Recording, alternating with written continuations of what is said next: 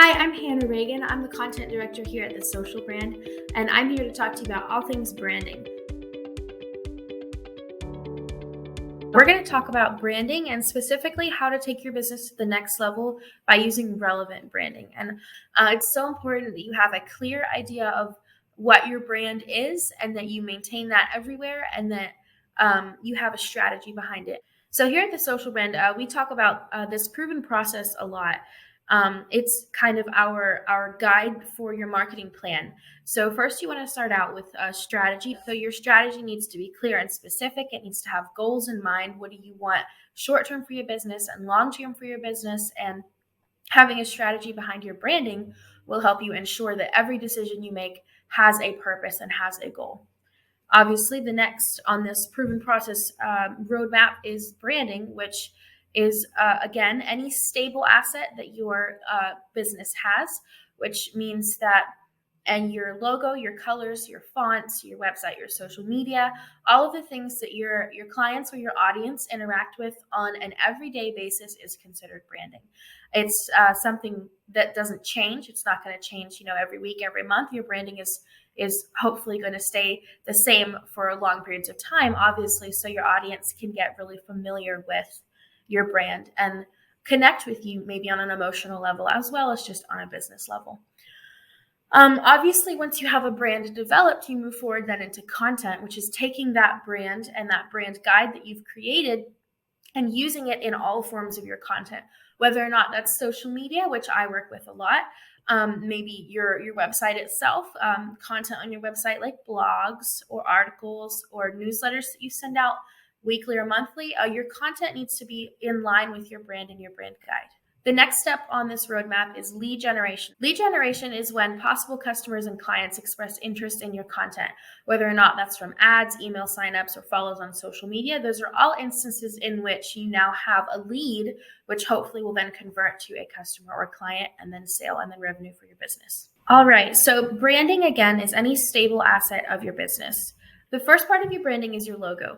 Your logo is designed to help your audience identify you very quickly, whether or not they see you on your website, on your social media, or even printed on a t-shirt. Another aspect of your branding that's important is your fonts that you choose.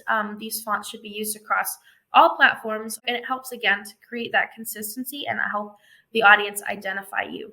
Your color scheme, again, it's a fun artistic way to get to express yourself as a business.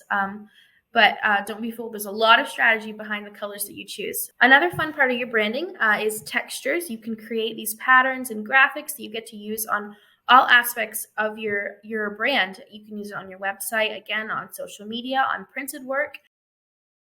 Textures are a fun way to spice up your branding. Your website and your social media is also another form of your branding.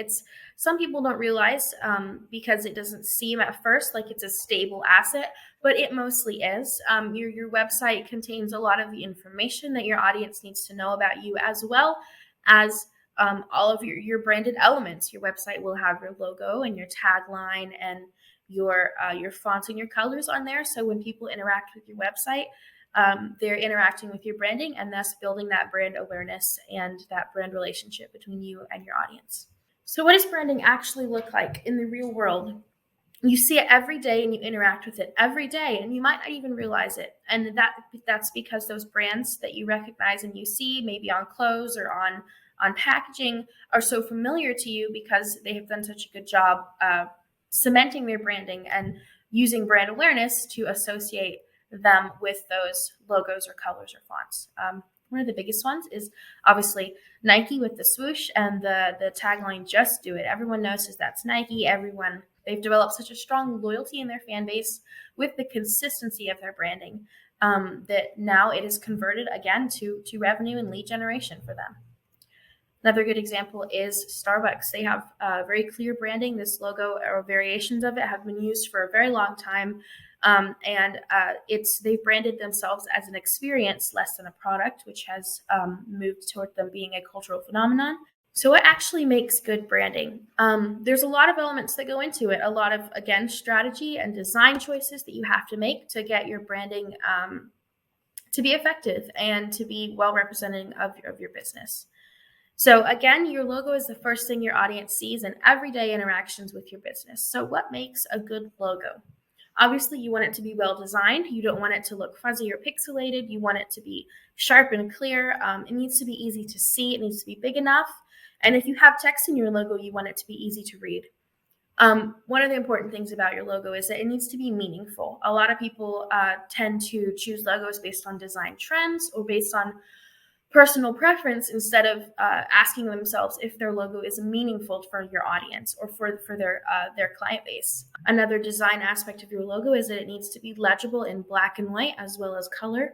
You need to be able to see it if it's printed on a newspaper, on a magazine. So you need to have multiple variations of your logo. So when you're developing your branding, something really important that you have to think about is the colors that you choose.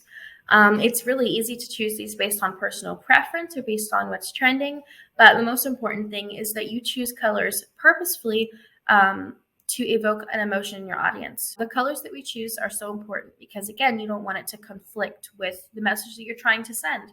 If you're trying to send a message of compassion and tenderness, maybe if you're a counselor or a therapist and your branding is maybe black and red, that wouldn't match your message and that would conflict with what you're trying to say. Here's an example of someone's brand colors who are not working for them. This is another example of how color psychology can affect the way you see things.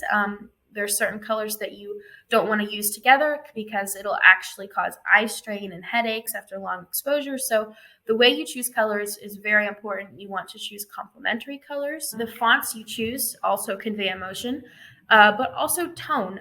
Again, people are reading your words, whether or not they're on your website or social media or printed. The font is what they're actually seeing those letters written in, and they're going to convey emotion, but also tone. So how you're trying to say something.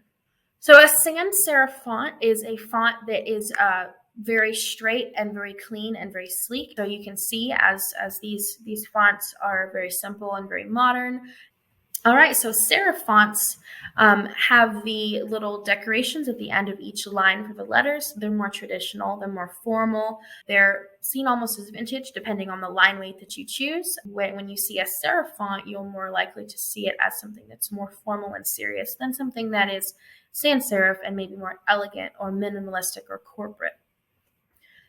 And here's a couple fun ones. So they're called monster fonts, and they're the ones that are super bold and super big. If you have them in black or any other dark color, they even look, more intense. They're very blocky and they grab your attention. It's how you provide emphasis. You can use these as a heading, as an accent font. Design trends are always changing. So trendy and fun fonts, while they're really appealing and they might be really fun to use, sometimes they're not always the best choice. It's not bad to choose trendy and fun fonts, but you have to be sure that you have a strategy behind it. And it's not just because everyone is using them. They have to be purposeful and meaningful. So when you're choosing your font, you should always choose a primary font and a secondary font. Sometimes that can be the same font, bolded or unbolded. Oftentimes, one serif font and one sans serif font work well together as a heading and a body, or a primary and a secondary font. That allows you to have a little bit of differentiation and also a little bit of variation in what you're able to use in your content. All right, so the next aspect of your branding is the tagline, and it is the essence of your business condensed into one catchy short statement. Your tagline is something that compiles everything that your business is in a few short words, which is very hard to do.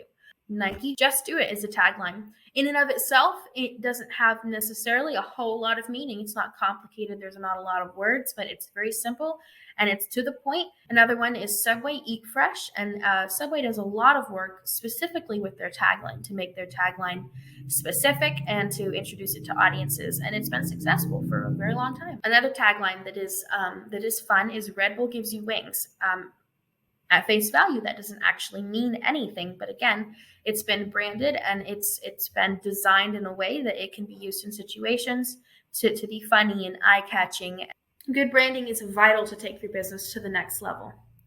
Again, everything we've talked about, branding is so important. Sometimes it might not be a conscious decision that someone makes when they interact with your branding, but they're still recognizing your logo, your colors, your fonts, your brand voice, your tagline, and that's helping to solidify you in their minds as a brand and as a brand identity. The good news is everyone can implement good branding practices. If you have any comments or questions, feel free to drop them below. We'll read them and get back to you, and we'd love to see you here for future content. Bye.